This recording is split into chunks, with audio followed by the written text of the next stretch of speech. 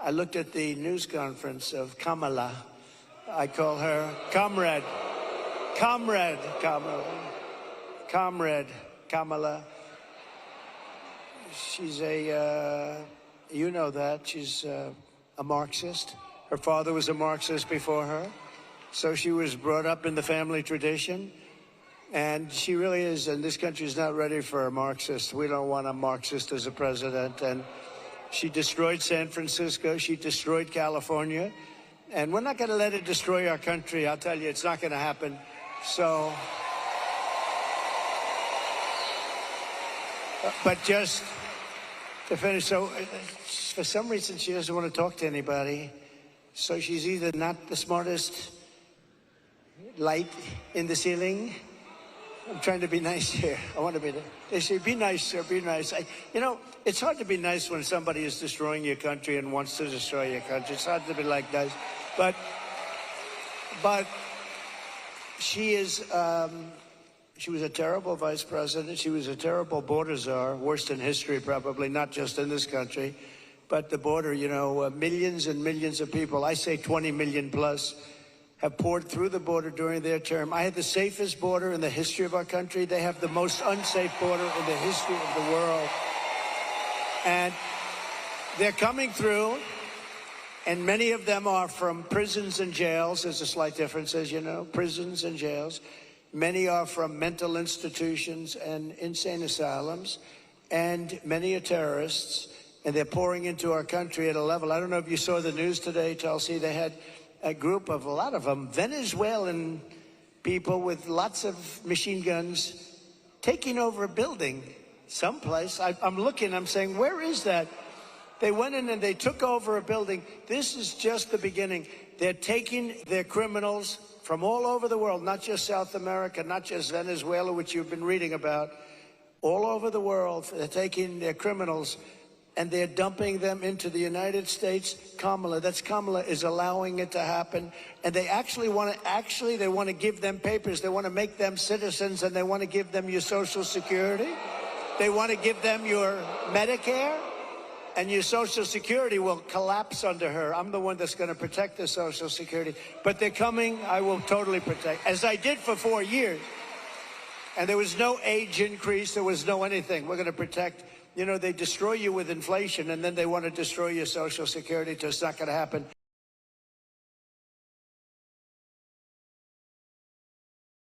Mr. President, there are a lot of people who want to feel hopeful about our future. I want to introduce you to Luke, who is one of those people. Hi. Hello, Mr. President. Good-looking guy. Thank you. My name is Luke Pulaski, and I'm a junior here at the University of Wisconsin-La Crosse. I'll be voting for the first time in November, and I'm researching each candidate. I have 2 questions for you. First, as I've been living on my own and buying my own gas and groceries, I have noticed that everything has become more expensive. For me personally, I try to eat healthy and stay lean. A pound of meat has gone from $4 to almost $7. I also would like to buy a home someday, but that seems just impossible now. What's your plan to make life more affordable and bring down inflation for someone like me? Very good, thank you. Good. It's probably the question I get most. You know, they say you're going to vote with your stomach. I don't know if you've heard it, but it's a little bit true. And groceries, food has gone up at levels that nobody's ever seen before. We've never seen anything like it, 50, 60, 70%. You take a look at bacon and some of these products, and some people don't eat bacon anymore. And we are going to get the energy prices down. When we get energy down, you know, this was caused by their horrible energy wind. They want wind all over the place. But when it doesn't blow, we have a little problem. This was caused by energy. This was really caused by energy, and also their unbelievable spending. They're spending us out of wealth, actually. They're taking our wealth away. But it was caused by energy. And what they've done is they started cutting way back. We were in 3rd place. When I left, we were by far in 1st place, beating Russia, beating Saudi Arabia. And we were going to dominate to a level that we've never seen before. And then we had a bad election. I'll be very nice. I'm supposed to be nice when I talk about the election, because everybody's afraid to talk about, oh, please, sir, don't talk about the election, please. You know, if you can't if you can't talk about a bad election, you really don't have a democracy if you think about it, right?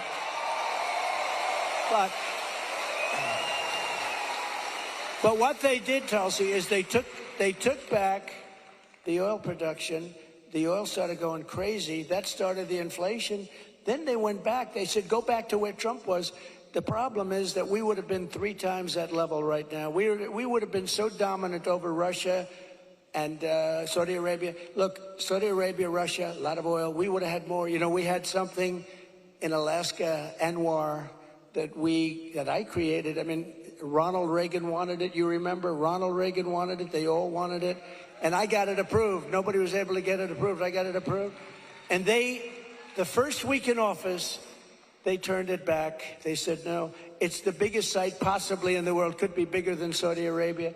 Well, we're going to start that up. We're going to become the energy capital of the world. We're going to pay down our debt, and we're going to reduce your taxes still further. And your groceries are going to come tumbling down, and your interest rates are going to be tumbling down. And then you're going to go out, you're going to buy a beautiful house, okay? You're going to buy a beautiful house. That's called the American dream. The American dream.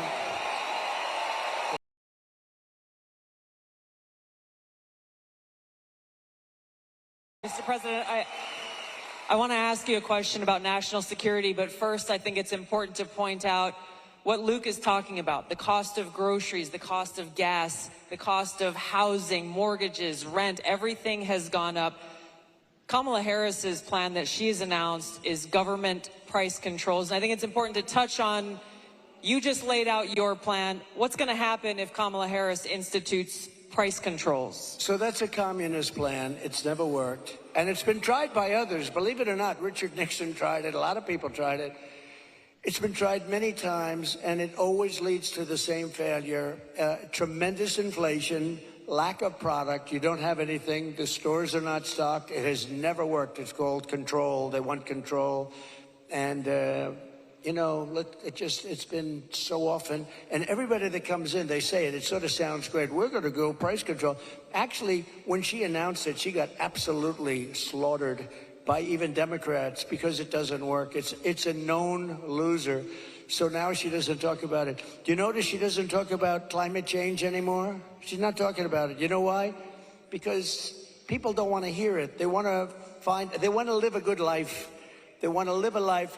They don't want to stop your industry with climate change. They used to call it different things, global warming, remember? That wasn't working because it was getting a little bit cooler, so they said, what are we going to do? We'll call it global cooling? No.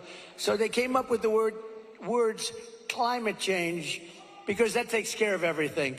Climate change. The climate's changing, but according to them, we're all going to be gone in about, what do we have, 3 years left? They had 12 years, remember? So in about 3 years, let me tell you, we do have a problem, though. It's climate change, but a different kind of climate change. It's called nuclear global warming. We can say that's global warming. And if we don't have a smart president, you know, you have 5 nations now with pretty massive nuclear power. Some have very massive, including us and Russia. China's behind, way behind, but within 4 or 5 years, they'll catch up. And we don't want them to catch up. Look, the biggest problem, in my opinion, the biggest problem our country has, the biggest problem the world has, is nuclear weapons. They are a destructive force, the likes of which nobody has ever seen before. And we have to make sure they're never used. We have to make sure it's not going to happen. You're exactly right. You brought up Ronald Reagan already. Ronald Reagan famously said, a nuclear war can never be won and should never be fought. And I think it's interesting you talked about climate change, Mr. President. The Democrats and Kamala Harris, they were quick to talk about how climate change is an existential threat. But what they're not talking about is the existential threat of nuclear war and World War III, which is exactly where we sit today because of the warmongers and their puppets, Joe Biden and Kamala Harris. And they don't want to talk about it because the consequence of where they have taken all of us as the American people and the world is economic hardship around the world, a destruction of our economic well-being, and an annihilation of humanity, our families, our kids, our communities around the world. There was a recent poll that YouGov did that pointed out over 60% of Americans feel that World War III and nuclear war is going to happen within 5 to 10 years. And when I heard that, I felt so sad, because they're at a point where they feel like this outcome, the annihilation of the world, is inevitable. So I wanted to ask you about this, because it's important that people understand what kind of leadership you bring, what you will do to stop this slide towards nuclear war and World War III, so that we can feel hopeful again. Well, thank you. So, Viktor Orban, a very strong leader from Hungary, Prime Minister of Hungary, they asked him recently about what's the problem in the world. A few years ago, during my time, we had no problem. We didn't have Israel being attacked. We didn't have Russia attacking Ukraine. And they asked him, why is it so bad now? The Middle East is on fire. So many places are on fire, and there are plenty places that could very well and very quickly catch on. What's the problem? He said, you have to bring Trump back as president of the United States. You will have no problem. He single-handedly kept things, and it's true. And I could do it with telephone calls by being smart. But literally, he said, you have to bring Trump back. Now, he used a term I wouldn't use. He said everybody was afraid of Trump. You know who was afraid of Trump? They said China was afraid of Trump. Russia was afraid of Trump. They were all, and I don't want to say that. I will say this. They respected me, and they respected our nation. They don't respect our nation anymore. They don't respect our nation anymore. Think of it. What would the world be like if Russia didn't do what they did, and they would have never done it? I used to speak to Putin about it. I had a very good relationship. No chance. You know what happened, I think, Afghanistan, when he saw the horrible leadership that we displayed in Afghanistan, I think he said, wow, this is a time to go in, because I wasn't there. He would have never done it if I was president, and Israel would have never been attacked. Think of it. What would this world be like? You wouldn't have had that disaster. And it wasn't leaving Afghanistan. And they should have kept Bagram. That's a big air base. It's 1 hour away from where China makes its nuclear weapons. They didn't keep it. You know who occupies it now, Tulsi? China occupies it. So we have, if you have the right president, and we don't right now, do we even have a president? He just came in. Think of it. He just came in from wherever the hell he went. You know, there was a coup. He just doesn't know it yet. But there was a coup. How about that? He got 14, I'm not a fan of his. He was the worst president. But, You're not? But think of this. He got 14 million votes. She was the first one to leave, you know. Kamala was the first one to quit. She never made it to the first state in the primaries, which was Iowa. Never even came close. Other people did, but she never even came close. And all of a sudden, she was picked. And she's now running for president. And look, it just started, really. It just really started. The polls have us up here. We're up in this. We're up in states, but it's close.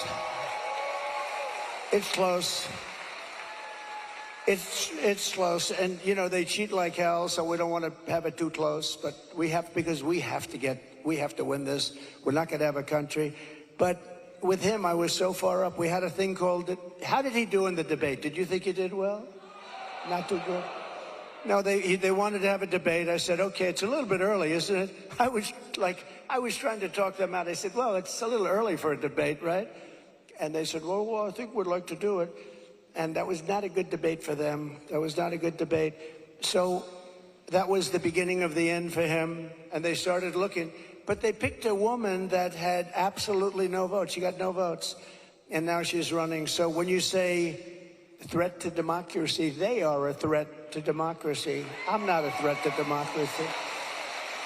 I'm not a threat. Thank you.